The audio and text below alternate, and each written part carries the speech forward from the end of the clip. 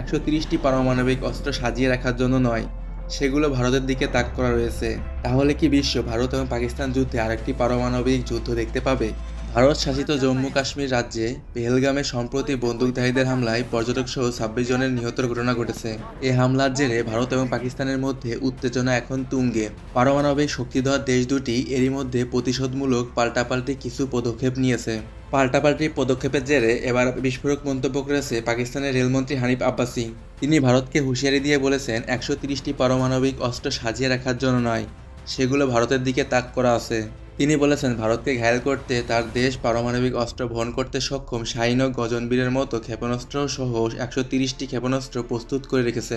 হানিফ আব্বাসি আরও বলেছেন, শাহিন এবং গজনবীর ক্ষেপণাস্ত্রগুলো আমরা আমাদের ঘাঁটিতে প্রস্তুত করে রেখেছি এবং সেগুলো প্রস্তুত রাখা হয়েছে হিন্দুস্তানের জন্য।